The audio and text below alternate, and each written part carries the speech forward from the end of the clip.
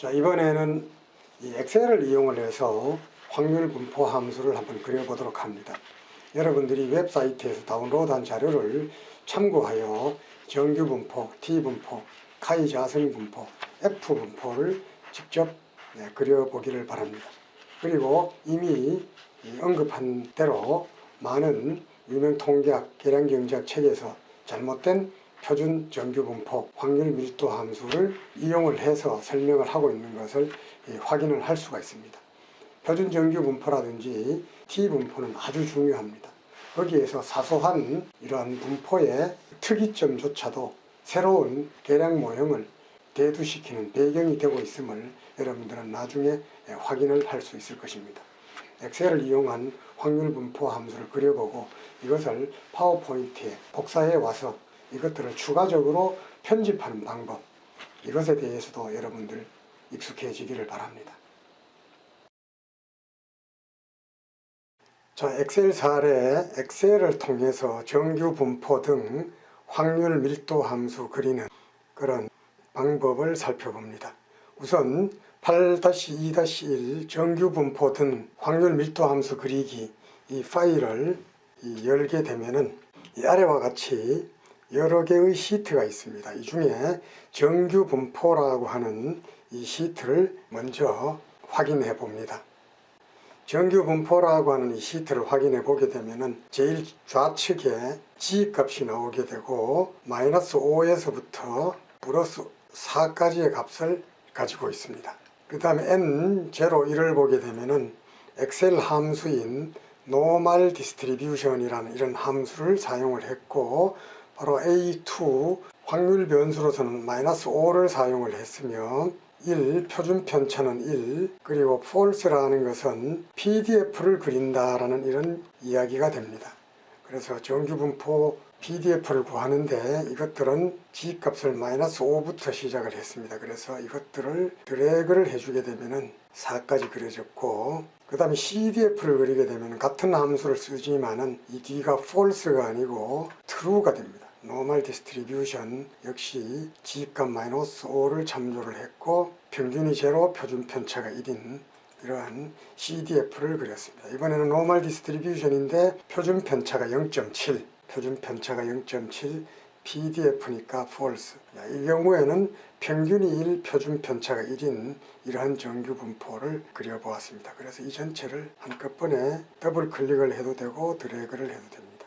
자, 보통 -5에서부터 플러스 5까지의 이 확률 변수 값에 대해 계산하기도 하고 4부터 -4까지의 값을 계산을 하기도 합니다. 그런 면에서 본다면은 4부터가 사실 5까지 갈 필요는 없는 것 같고 4까지만 이렇게 하더라도 표준 정규 분포의 그래프의 모습을 제대로 확인을 할 수가 있습니다.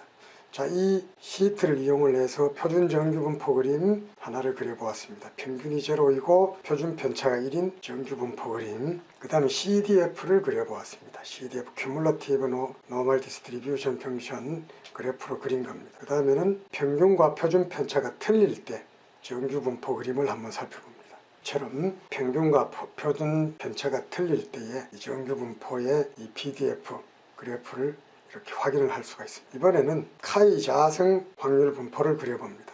역시 G값 또는 X값이라고, X값이 0부터 24까지 변화할 때 자유도가 2이고 자유도가 5이고 자유도가 10인 카이 자성 분포를 그립니다. 카이 자성 분포는 카이 스퀘어 디스트리뷰션이라는 이런 함수를 사용을 합니다. 역시 이 값을 이용을 하고 여기는 바로 자유도라는 얘기고 false라는 얘기는 PDF를 그리라는 이런 의미가 됩니다. 자, K5는 자유도가 5 그런 의미가 되겠고 K10은 자유도가 10 그런 의미가 되겠습니다. 그래서 이거를 자유도가 각각 2, 5, 10인 카이 자성 PDF를 구했습니다. 그 다음에 이 그래프를 동시에 카이 자성 그래프로 그리게 되면은 이와 같은 형태, 자유도의 크기가 커짐에 따라서 점차 우측으로 기울어져 있는 외도가 감소하는 이런 모습을 확인을 할 수가 있습니다. 이번엔 T 분포에 대해서 살펴봅니다. T 값은 역시 -4에서부터 플러스 4까지 변화한다고 보고 자유도가 5일 때, 자유도가 20일 때, 자유도가 120일 때의 T 확률 함수를 구해봅니다. T 디스트리뷰션의 확률 변수는 이것, 그 다음에 자유도가 5 이렇게 돼 있었고, 자유도 20일 경우는 자유도가 여기는 10이네요. 자유도가 10인 경우, 그 다음 자유도가 이번에는 120인 경우보다는 20인 걸 한번 해봅니다. 20 이렇게 하게 되면은,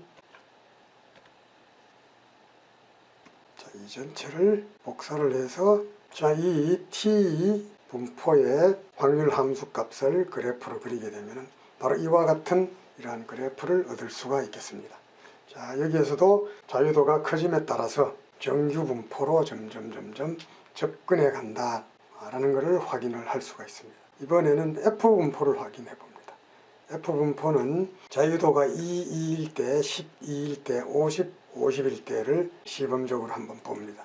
자, 22, 12, 50, 50. F 값은 0부터 4까지, 5까지의 값을 살펴보았습니다. 자, 이 값을 드래그를 해서 F 값을 구하고 이것을 F 분포표로 그려보았습니다. 역시 F 분포표는 우측으로 기울어져 있는 이러한 확률 분포인데, 자유도가 커짐에 따라서 점차 정규 분포 모양으로 접근해가는 이런 특성을 가지고 있습니다.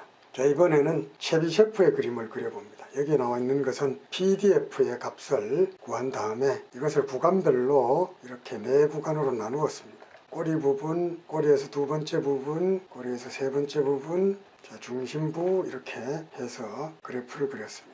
체비셰프의 그림. 자, 여러분들이 많은 교과서들에서 관찰할 수 있는 이런 표였습니다. 자, 이처럼 우리 이 간단한 사례를 통해서 정규 분포, 카이 자성 분포, T 분포, F 분포 이런 분포를 엑셀을 이용을 해서 그리는 방법에 대해서 살펴보았습니다. 여러분들이 나중에 이 그래프를 추가적으로 더 편집을 하고 싶을 경우에는 이 그래프를 복사를 해서 파워포인트라든지 여기에서 다시 재편집을 할 수가 있습니다. 이미 말씀드린 바와 같이 이 그래프를 아래 위로 이렇게 줄여서 변화된 표준 정규 분포 PDF 곡선과 이쪽을 줄였을 때 조금 뾰족한 형태의 정규 분포 이런 것들에 대해서도 익숙해질 필요가 있습니다.